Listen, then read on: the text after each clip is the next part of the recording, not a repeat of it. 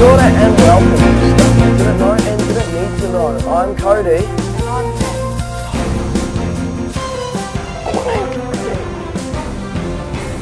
Matt. Go. And in today's stories, a new crime wave is sweeping the country in the form of woolen graffiti. Scientists have invented an invisibility cloak. We help them find it.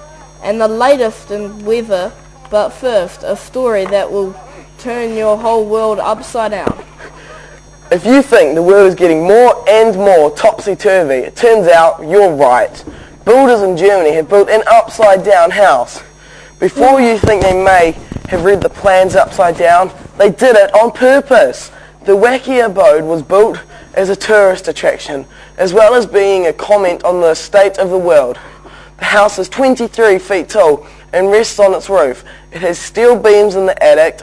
Inside the house there are beds screwed to the ceiling, upside-down wardrobes and upside-down kitchens, and even an upturned bathroom. Though it's not known if anyone has tried to have a bath in it or go to the toilet. Normally a house like this will take around 3 weeks to build. This one took over 4 months because workers kept getting confused by the strange angles of the walls. Many tourists visiting the house complained of feeling sick and dizzy after just a few minutes inside. We cross over now to our reporter Cameron, who is inside the house. How are you feeling, Cameron? Thank you, Cody. I am here with Penelope of the house owner, and stuff that. Damn it. So Penelope, why did you decide to build this house? Well, I wanted something original because I'm quite different, so I thought, why not have a different house? So I thought, nobody's ever made an upside-down house before, so I thought, why not I make one? It'd be so cool. So I made an upside-down house. That's a good point. Now, what do you think the state of the world will reflect on your house? Well, I think the house shows that we can be free to express who we are. It shows that, we have that freedom. All right then. So what are the challenges facing your house? Well, living in the house is quite difficult because I can't sit on any of my chairs because they're on the roof. Can't hang up my clothes either because they're getting a bit creased. And I can't use my toilet. Okay then. Now Penelope, would you ever consider selling your house? No, I wouldn't sell my house. I just become too attached to it. I don't think I could part with it. It's got more value for me than I think it would have to anybody else, so I couldn't part with my house. Oh, thank you for that, Penelope. You're very conclusive. Now back in the studio with Cody and Matt. Thanks, Cameron. Even watching that makes me feel dizzy. And now for a story that is truly out of sight. Look at Harry Potter. The world of science is catching up to the world of magic. Scientists in Europe have created a 3D invisibility cloak, which can hide objects by bending light waves. It has been found that light can be controlled using special tiny crystals that disappear. So far, scientists have made small objects such as coins disappear, but hope that it won't be long before they are hiding cars, planes, and even people. People have always dreamed of making themselves invisible. One top scientist says the possibilities are endless, and we are very excited. However, since inventing the invisibility cloak, the scientists have been having trouble finding it. As soon as we put it down somewhere, it just disappears. The inventor of the cloak said, it appears they are having trouble. Finding other things like their lunch, which they think may be underneath the cloak. What will this invention actually be used for? Hoping to see through the reasons behind the invisibility cloak, here is our on-the-spot reporter Ellen with more on the story. Hello, I'm Ellen Hockey, and with me is Sarah Dudley, the inventor of the invisibility cloak. Hello. Hi Sarah, thanks for joining us today. What made you want to invent the invisibility cloak? There is Harry Potter, but I mean, we could discover so many things and make so many people happy. I mean, yeah.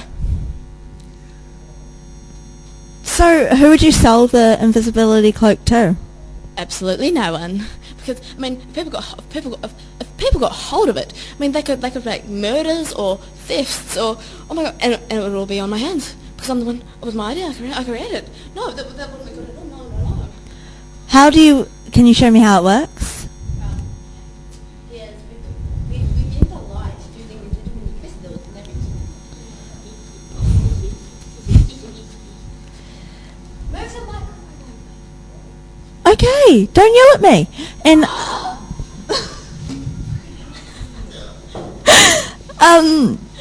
okay, back to Cody in the studio. You're not itchy.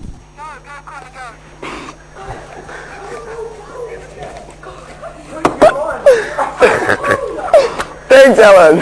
And now, how's this for a interesting yarn? A new wave of graffiti crimes is covering the country thanks to an underground gang known as the Midnight Knitters.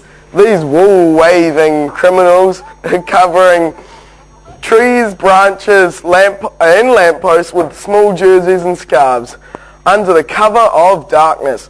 Police say the knitted activities of the gang are illegal because the woolly crimes are being done on public property without permission.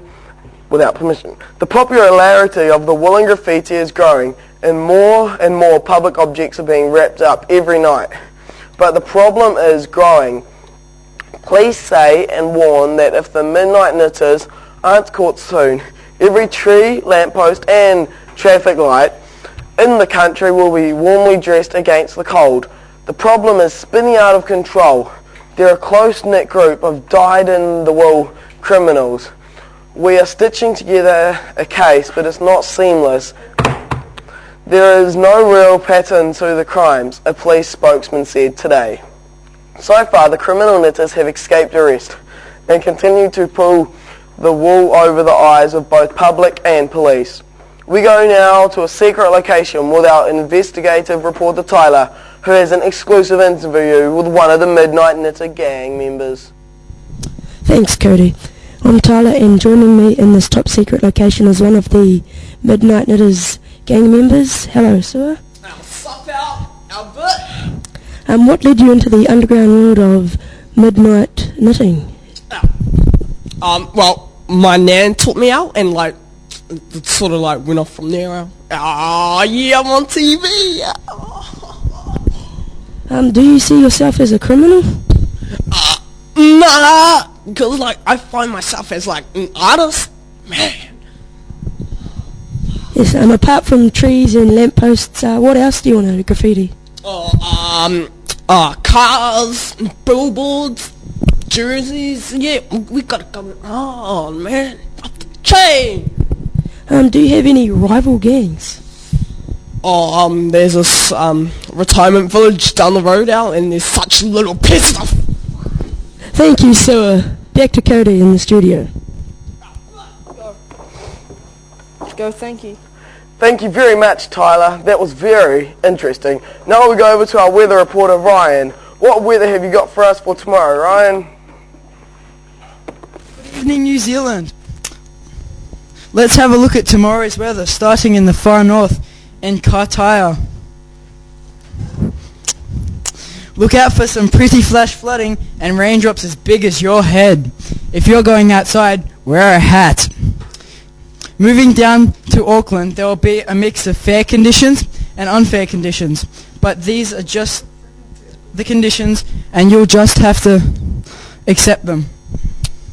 There will be no weather at all for the Bay of Plenty. It's taking a short holiday but is expected to be back for the weekend. In the Napier and Hastings region, the weather will sometimes be changeable and sometimes not. We really have no idea what will happen there. In the Taranaki, a mild depression brings with it a very dull day, with no highlights at all. It'll be overcast and gloomy all morning, but things should cheer up by the evening, so don't worry, everything will be fine. Wellington will have another capital day. There will be no wind at all, and the day conditions will be so pleasant they'll be extreme. In the top of the South Island, colder can expect to have a good day. Meeting friends for lunch, going for a swim, and reading the newspapers. But try to stay indoors as the weather will be just terrible. A real mix for Christchurch.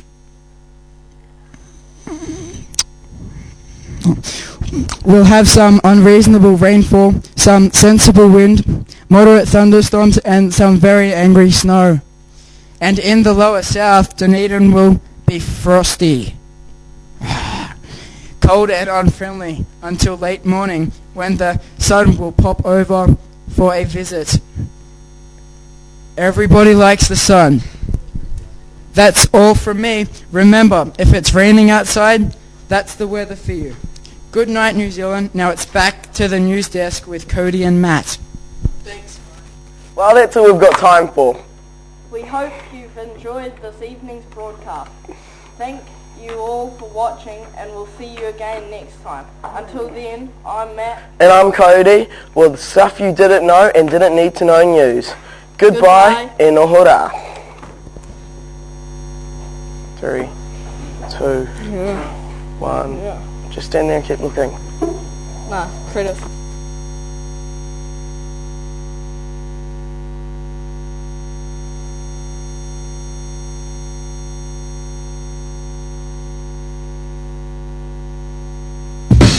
Ladies and gentlemen, and now it's time for New Zealand's greatest fun show. It's on TV, then it's on now. Seen it on a TV show.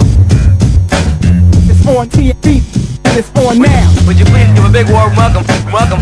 It's on TV, then it's on now. Seen it on a TV show. Ladies and gentlemen, It's meant to be on TV, then it's on now. Well, it's really great to have you on the show tonight. It's on TV, then it's on now. Seen it on a TV show. It's on TV, then it's on now. It's on TV, then it's on now. Seen it on a TV show. Now.